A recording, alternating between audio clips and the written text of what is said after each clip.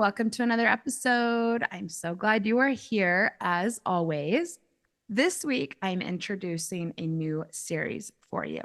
It is going to be available regularly on Sex and the Solo Girl, and I'd like to invite you to come hang out and participate.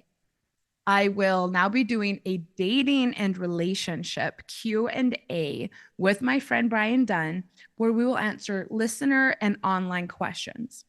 I hope you will enjoy our first edition, and I really welcome you to submit your own questions to me through my IG account.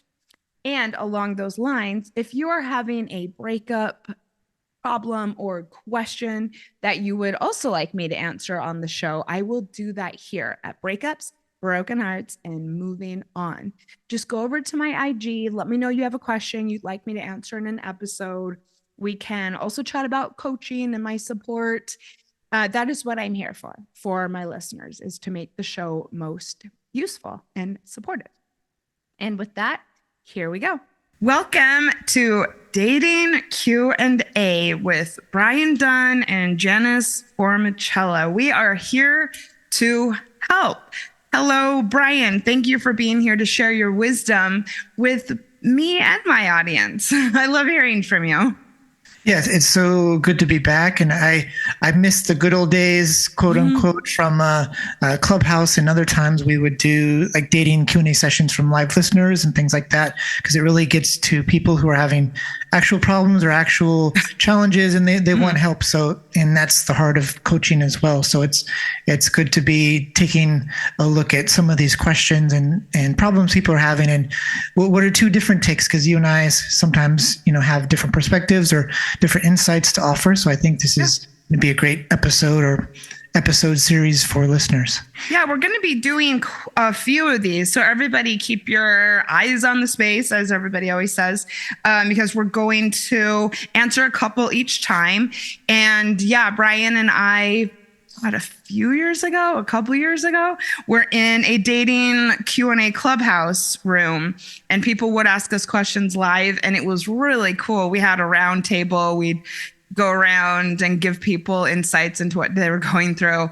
We had some interesting people come through there, and it was really, I always looked forward to it every time. So here we are back to help and to think on our feet a bit. Brian has pulled questions from Reddit that we are going to both answer and have a lot of fun with it. I promise everyone, these are going to be things that are going to be relevant in your dating life for sure. Like we pulled some fun ones, but ones that I think that are going to help people on their journey out there. Before we get started, I just want to let everyone know that my website is freshened up with lots of new fun things over there. So go visit janiceformicella.com. And I just started a Patreon finally. And so please go show your support. Check out what I've got going on over there. I'm really excited about it. So janiceformicella.com, come and hang out with me. And with that, Brian, let's help some daters. Let's do two today. Would you like to read the first one? All right. What do you got for us? Here goes. So I'm reading in the voice of the person who wrote this. So I'm curious how you all see sex gaps, i.e. experience or inexperience. I'm 43 and had a very, very vanilla long-term 20-year marriage. There are a lot of things I want to try and haven't. I feel like talking about these things too early risks someone being interested just to be my first in certain things.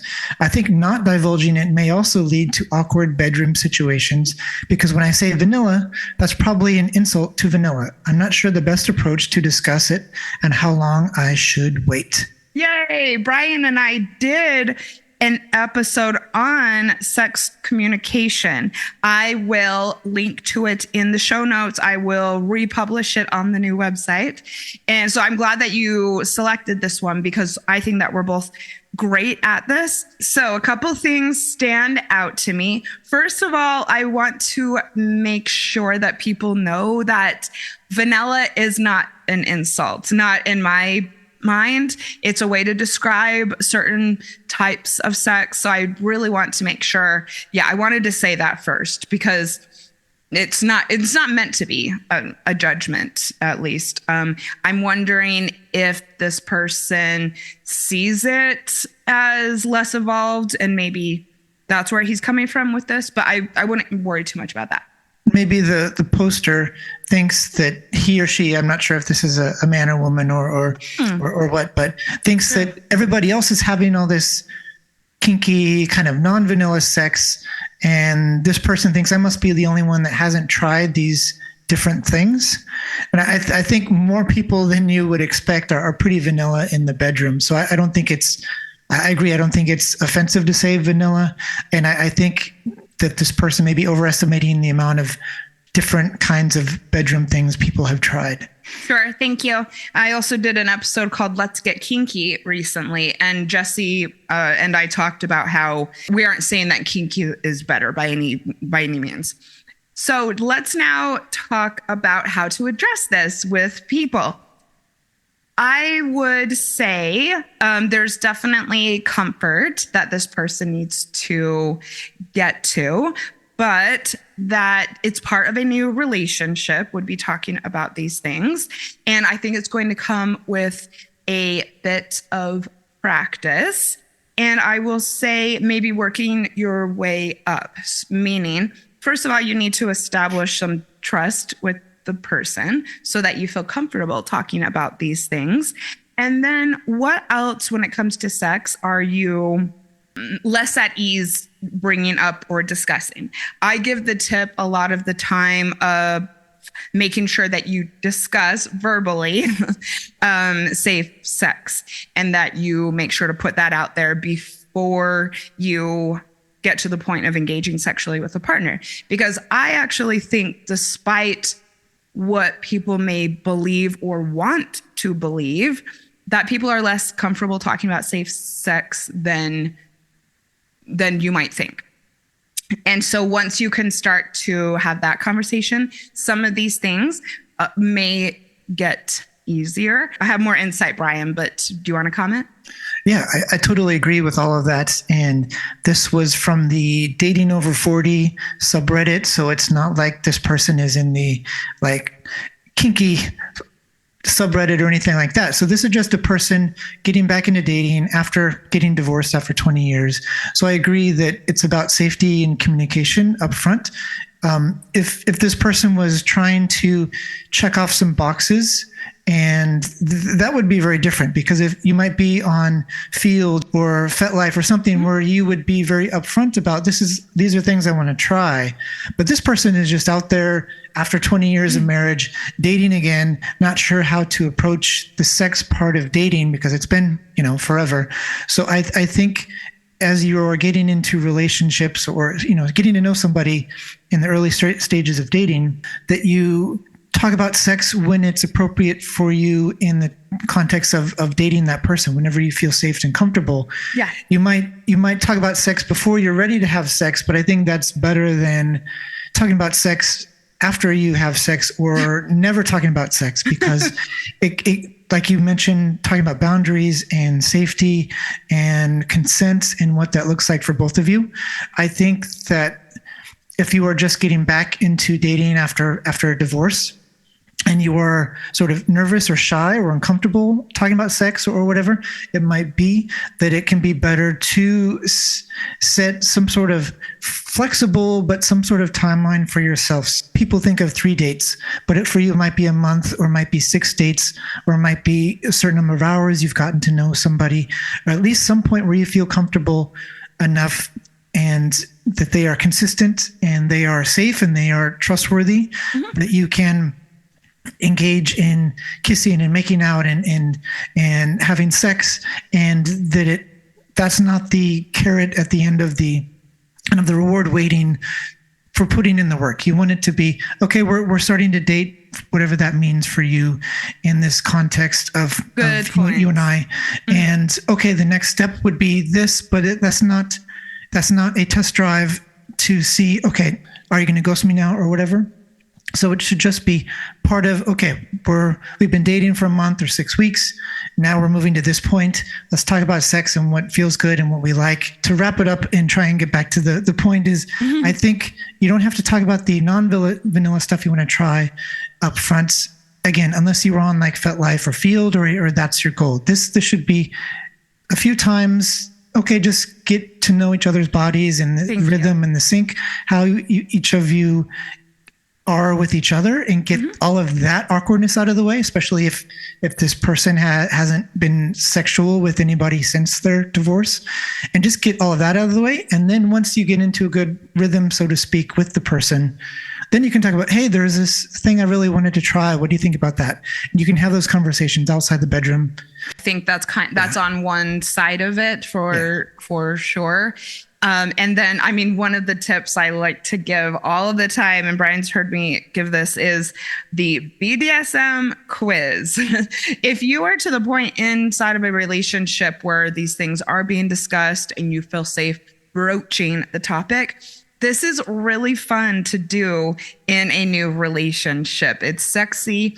And despite the name, it does cover quite a few kinks. It's not just BDSM. And it is really long. And so like what I did in my most recent relationship is we both took it, even though we had already taken it. It's still fun to do. And then we shared our answers. And then, I mean, that naturally opened up conversations about things. So I will say, as far as how to broach it, that's a cute and fun way to do it.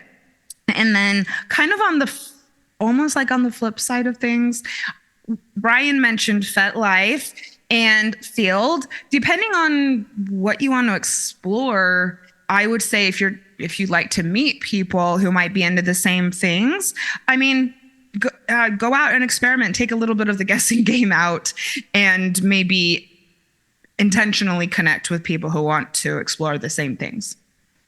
I also think that if you were able to have the discussion prior to having sex, I think that can be a good gauge to see, is this person all of a sudden turn to only wanting to talk about sex, or only being single-mindedly thinking about, okay, when are we going to have sex? Because then you can judge, okay, do they want me for me, or do they think that like the promise of sex is something that they are going to get out of this?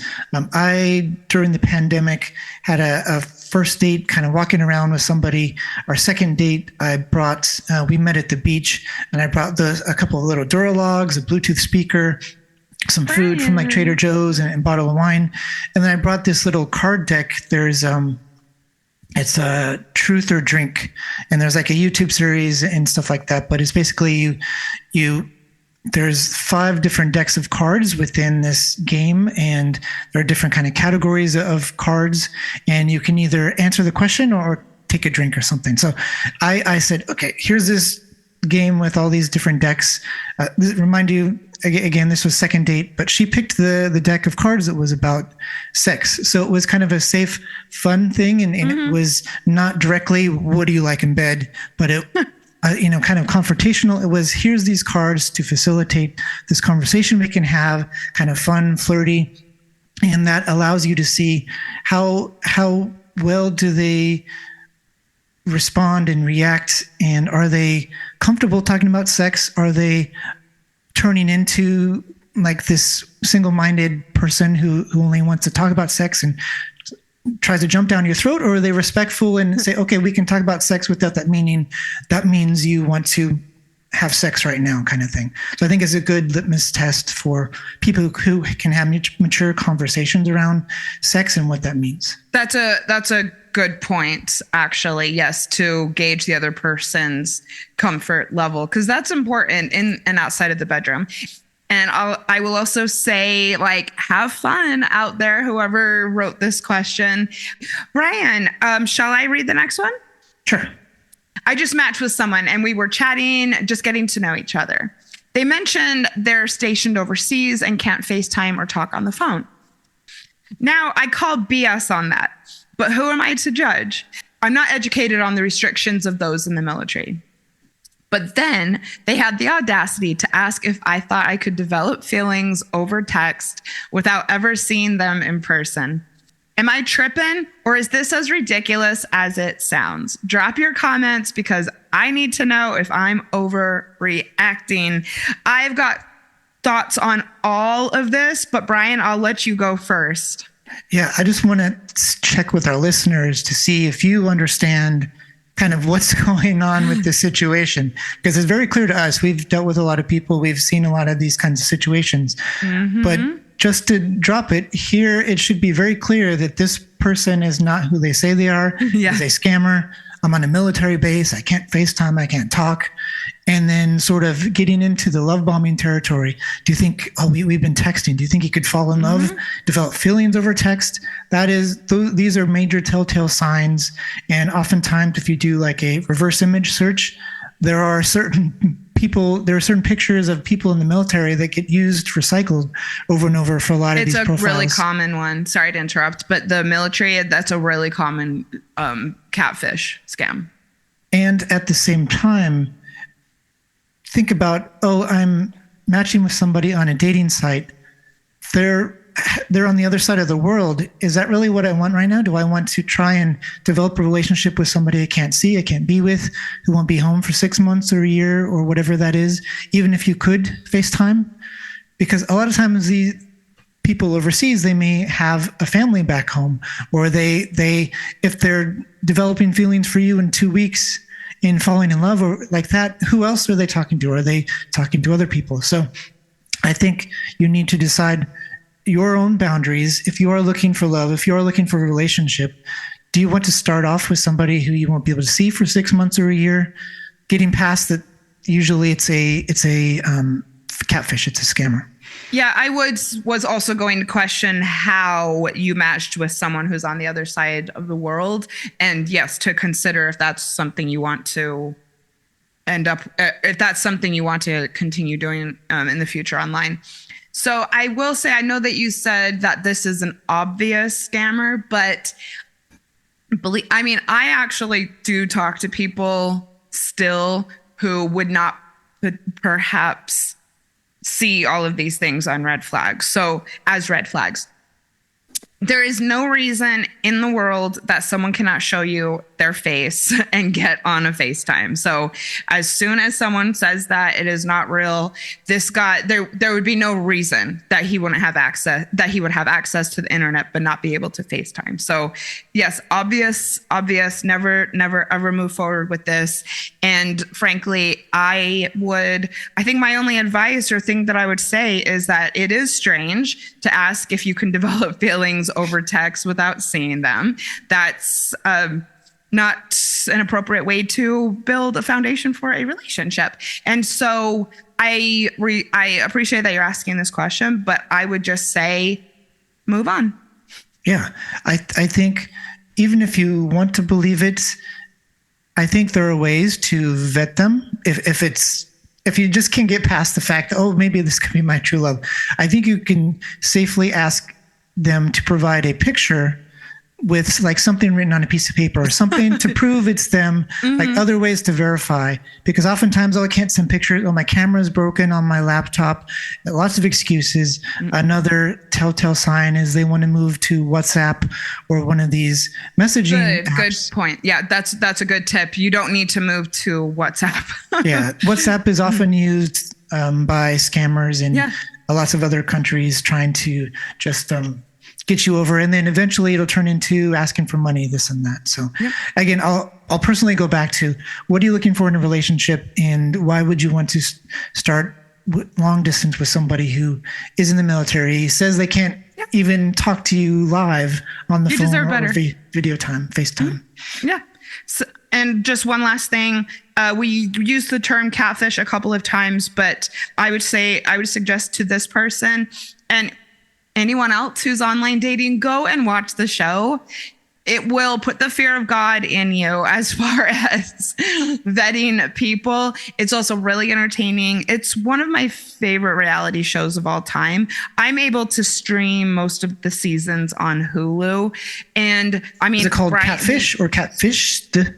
Catfish. What's Catfish? You haven't watched it? I have not. I've heard of it because I knew there was like a movie a long time ago. And as far as you saying that this was obvious, there are people on there from all ages, walks of life, everything, who get catfished or scammed heavily all the time. So you would be surprised. A lot of people do fall for it. So anyone who's trying to meet someone online, I think they're actually doing a great service to the public because they are showing how easy it is to get bamboozled and how heartbreaking it can be. So please, go over and watch. It's great. I think it may be getting worse or like easier for scammers now with AI, things like that. There was a woman who recently sent somebody like $50,000 or $80,000 to someone she thought was Brad Pitt, who needed surgery, and like pictures that, like, to us, like, you would look at the pictures, oh, picture is fake, but it was like pictures of somebody in a hospital bed with Brad Pitt's face on there. But I think with AI and other sorts of technology, it's going to get worse. There's even filters for, like, you could put FaceTime or Zoom or whatever. There might be filters if they are faking stuff that way, but I think there's a lot of vetting that needs to take place. And going back, do you want somebody in your zip code who you can actually see and have a relationship with, or do you want to, is it more about the validation and the emotional connection where you're just getting something out of it by talking to somebody when they're not probably real? Well, and that's, you bring up a really good point, because a lot of people believe that the scams are just for send me money. That's out there for sure. It is.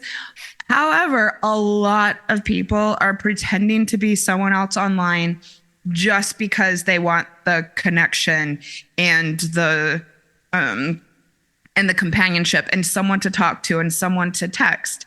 And so a lot of people will get into these fake and be catfished because the person hasn't asked for money or anything. Yeah.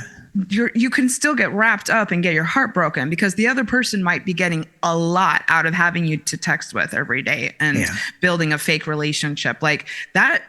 A lot of people get off just on that. So please be careful with your heart, your personal information, all of it.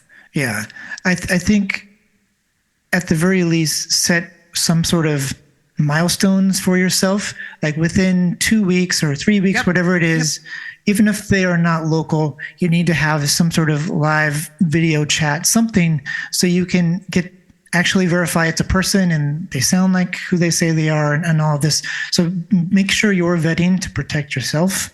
There are people who get into long distance relationships, and usually it's maybe another city away, another state away or something, but you need to be able to protect yourself by setting up these ways to verify, trust but verify,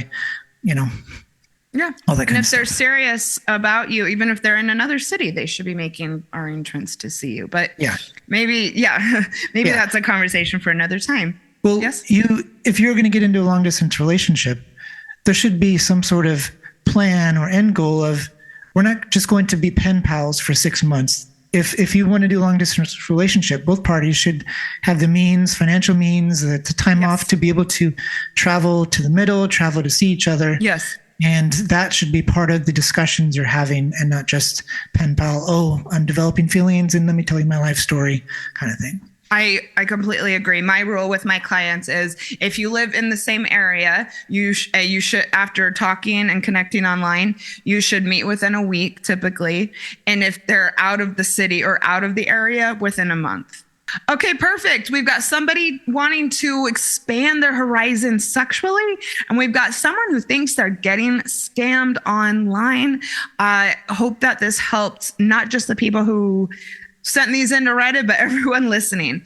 Do you have a dating or sex relationship question that you would like Brian and I to answer?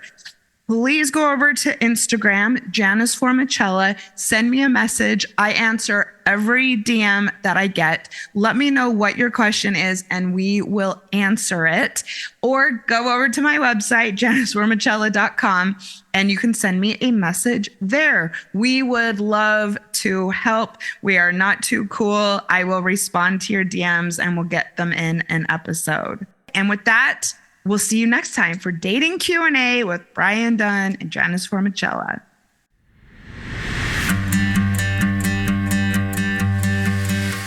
Thank you for listening to Breakups, Broken Hearts, and Moving On with Janice Formicella. I sincerely hope that you found today's episode inspirational or useful. I would love to support you on your healing journey. All you have to do is send me a message on Instagram at Breakups Podcast or email me at breakupspodcast@gmail.com, and I will be in touch to get you started. Remember, if you are struggling with a broken heart, your feelings are temporary. I am sending you so much love and luck for the week ahead. You've got this.